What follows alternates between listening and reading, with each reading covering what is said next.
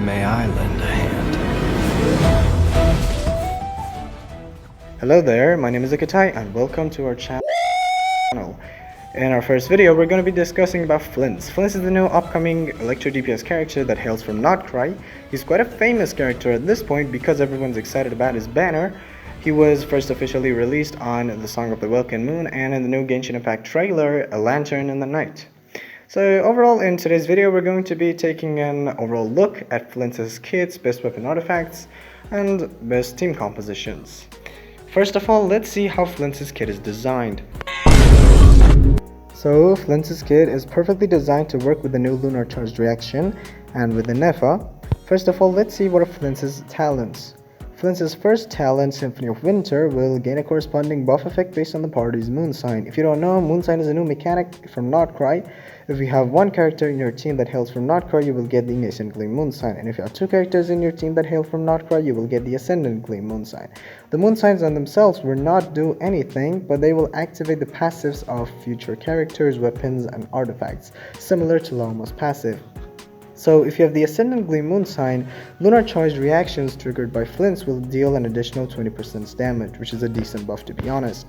Flins' second talent is Whispering Flame.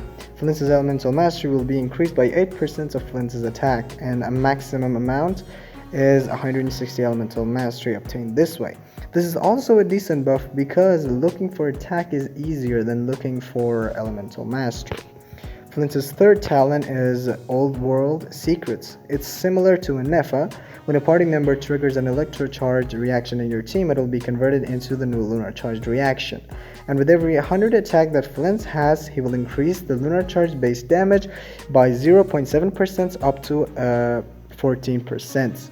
This is also really good. And additionally, when Flins is in the party's moon sign will obviously increase by 1 level because he comes from Notcry. Flins' fourth talent is similar to Mika and Kachina. He displays the location of nearby resources unique to Notcry in the minimap, meaning finding new materials for your characters and building new Notcry characters will be way easier if you have Flins, as this is the only character until now that has such a passive. So next, let's see how Flins' talent works. So Flins' normal attacks are similar to other polearm characters, but with better, cooler animations and better effects. Flins' charge attack he will throw his spear in the forward direction, which this is a cool animation to be honest. His plunging attack is similar to other characters. You're not going to be using any of these anyway. Flins' elemental skill and elemental burst is where the real game starts. His kit is similar to Veresa's, meaning you have two elemental bursts. The first one is the standard elemental burst with the animation. The second one is the special burst without it. You're going to be using the second one, which means you cannot see Flins' elemental burst animation most of the time. But still, that is not a concern because Flins' elemental skill effects are really good and you don't have to worry for lack of effects or animations. So let's see how Flins' elemental skill works. Flins' elemental skill has two phases.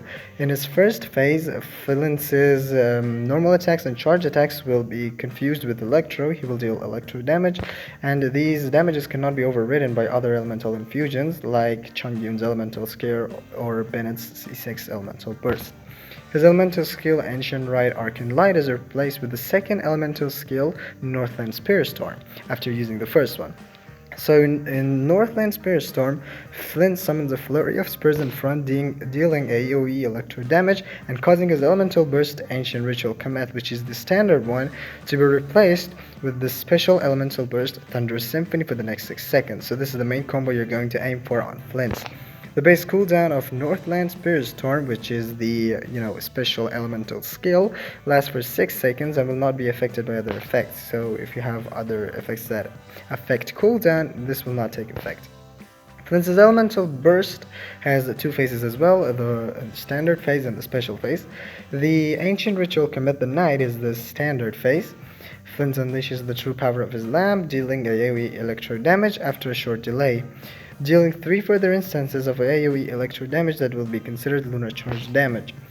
Flins' moon sign, if it's Ascendant Gleam, if there are thunderclouds nearby, Flins will deal additional 2 instances of lunar charge AoE electro damage. This is kind of good. And after using the special elemental skill Northland Spirit Storm, which I told you earlier, Flint's elemental burst Ancient Ritual Commit the Night, which is the standard one, will be replaced with a special elemental burst Thunder Symphony for the next 6 seconds. So this is the main combo you're going to go for. First you use your elemental skill, then phase 2 elemental skill, which will unlock your special elemental burst Thunderous Symphony, and you'll be using your Thunderous Symphony for most of the time. So in Thunderous Symphony, Flins consumes less energy to unleash a special elemental burst. Flins deals a single instant of AoE electro damage that is considered lunar charge damage. If you have the Ascendant Gleam Moon sign, and if there are thunderclouds nearby, Flins will deal an additional instance of lunar charged AoE electro damage. So that is simply how his talents work. Flint's talents might be a little bit confusing, but after playing with him for a few days, you will get the hang of it. So now let us see the best part and the most important part, Flint's best team compositions. Alright, so as all of you obviously know by now, Flint's best teammate is Innefa. She's the perfect sub DPS support for Flint and functions perfectly with him. Innefa gives Flint a shield, buffs his elemental mastery and lunar charge damage. So if you have Innefa, then you have to pull for Flint. He's the best character for Innefa, and Innefa is the best character for him. So yep. So this is the best team for Flint, in my opinion. Flint is a main DPS, Innefa is a sub DPS support. You have to use an off-field hydro applicator. You're not forced to use Ino in this situation because you have Flint and Innefa, and they're enough to actually activate the Ascendant Gleam Moon sign. So you can go for another off-field hydro applicator like Yelan or Xingqiu, which I kind of prefer them more over Ino. For the 4th place, you're going to be using a support. So as I told you before, Flint's talents work with attack, so if you don't have enough attack, you can go for Bennett. It's a short duration, but he will buff Flint's perfectly and will max out all of his talents. And if you have enough attack, you simply need more elemental mastery, so you can go with Sucrus as she increases elemental mastery. So I'm not sure if using Kazuha is a good idea in this position, because Kazuha gives elemental damage bonus and the lunar charged reaction does not get affected by elemental damage bonus, so using that is not a good idea. Let us think about the scenario where you're a poor F2P player just like me and you don't have Innefa. What are Innefa's best alternatives for Flint? Here's a short list. These characters might come in handy if you don't have Innefa and you're looking for sub DPS Electro for Flint's team. So the first character I would say to use is Fischl.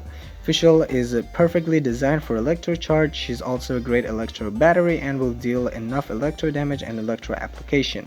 She works really good with Flint, and yep, if you have her for the Constellations, it'll be even better. You can also use Auroron. Auroron's kit is also kind of designed for electro charge damage, it really works well with Flint, and with electro charge, Flint is going to convert it into lunar charge, so it's still the same. Auroron is also a good character. If you don't have any of those or you don't want any of those, you can use Kujo Sara, especially if you have her C6. She's going to be really effective, more like a hyper carry team for Flint. So it's Kujo Sara is still pretty fine. If you don't have any of those and you also want some healing, you can also choose Kuki Shinobu. Kuki Shinobu is still pretty fine. She will heal Flint and deal off-field electro damage, so this is kind of cool.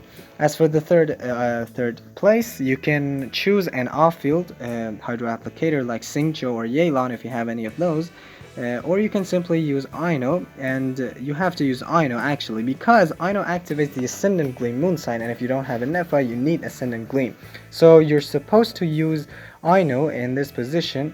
And one of the best things that Innefa for Flint provides for Flint is not its damage or buffing, it's the freedom in choosing your off-field hydro applicator. You can choose Yelan. She's a really good off-field hydro applicator in my opinion. But when you don't have Innefa, you are supposed to choose Ino as your off-field hydro applicator. She's not bad, I'm not saying that, she's not even released yet, but I'm not guessing she'll be pretty good either, so yep. But still, Ino is going to apply enough hydro for your team. As for the second place, it's similar to the previous scenario. If you have enough attack on Flins, you can use Sucrose for additional elemental mastery, resulting in a higher damage with the lunar charged reaction. And if you don't have attack, or you're having trouble in reaching attack on Flint's, then you can simply use Bennett. It will be for a short duration, but for that short duration, Flint's attack will be increased greatly, up to almost 4,000, which is kind of crazy and useful for Flint's. So these were the best team compositions for Flint's in my opinion, obviously. So all of these teams are Taser teams or Lunar Charge teams, because that is the best team composition for Flint's. But you can also use Flint's in other teams like Lunar Bloom, which I don't have any information about it, but we'll see about it in the future. And this only I know scenario is kind of temporary, because we're going to have more Notcry characters in the future that will activate Ascending Gleam for us, so we're not supposed to use Ino. So yup, there might get even better teammates for Flint's in the future, which is also a really good point. Now let's talk about Flint's artifacts and best weapon choices.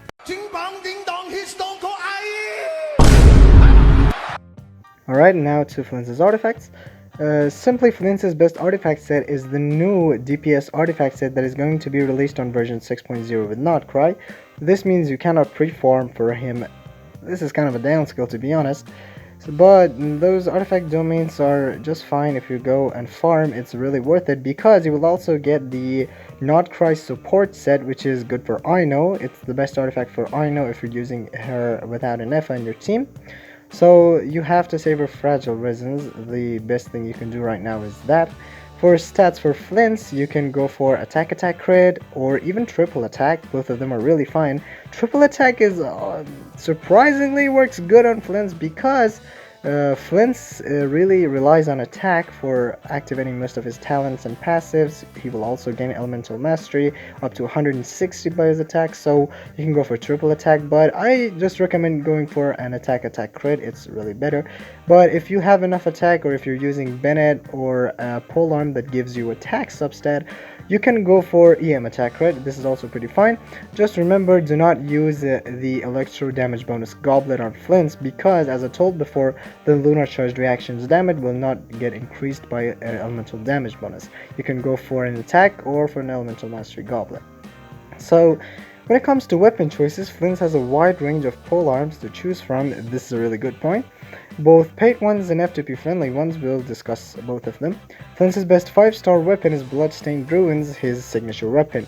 Being his best in slot, Bloodstained Ruins is perfectly designed for Flint's kit and functions the best, because it buffs lunar charge damage. Still, other polearms like Staff of Homa, Scarlet Sands, Fractured Halo, the Innefa's signature weapon also works perfectly on Flint's. Jade Spear, Vortex Vanquisher, and Calamity Queller will function perfectly on him. And as for free-to-play options, his best polearm is the new craftable polearm from Notcry, as it matches Flint's kit. That is also a really good weapon, because it increases your lunar charge damage, so it's perfectly the best F2P option if you want to go for Flint's. Other than that, Blackcliff polearm also helps a lot in increasing his damage because of the crit damage stat it provides. If not any of those, and if you have enough attack or crit and you're lacking elemental mastery, you can choose an elemental mastery polearm like, Dragon's Bane. Because of Dragon's Bane's passive, it will increase damage against opponents that are applied by Hydro, which is actually the same thing you will do with Flint's, as you'll be using the lunar charge reaction most of the time. And it's as simple as that. Alright, and now let's talk about Flint's constellations really quickly. So Flint's best constellations in my opinion are C1 and C2, and they're kind of easier to get than other ones, because in C1 you will get elemental energy, and it helps if you don't have an Effa in your team or you don't have a good electro battery. And C2 helps you, and it will decrease the opponent's electro damage resistance by 25% for 7 seconds. This is also a really good buff if you're looking for more res shredding, but you can also use Sucrose with the Verdus and Veneer set. It is going to do it just for you, the same amount. So if you don't have a Nefa, you might want to go for C1 or his signature weapon. But if you have a better electro battery, like, I don't know, C6 Kujosara or Fischl, then you'll be pretty fine, at least in my opinion. Alright, now to the final question. Is Flins worth pulling if you don't have a Nefa? It's a tough question to answer honestly, because if you want Flins to be a top tier DPS character and compete with other characters in the meta like Skerrick, Mawika, and Nuvilet, you have to use Nefa in your team. She really works perfectly with Flins. Flins really needs a Nefa if you're looking at it with honesty. But if you don't have a Nefa, it's still pretty fine. Flins might not be the first DPS in your account without a Nefa, but he has alternatives for a Nefa like Fischl, Auroran, or the characters that I mentioned earlier. So if you're not looking for meta that much, and if you just like Flins' animations and style and combat, you can pull for him. It's simple. But if you want a meta character that deals top tier damage and beats lots of domains, then I should say you need a Nefa, or at least a signature weapon, because of how much Flins relies on a Nefa. And that is all for today's video, for my first video on this channel. Actually, we wanted to record this video with my friend Okidoki, but she got sick, so yup, if you're watching this right now, I hope you get well soon. Thank you for watching till the last moment, and see you in the next video.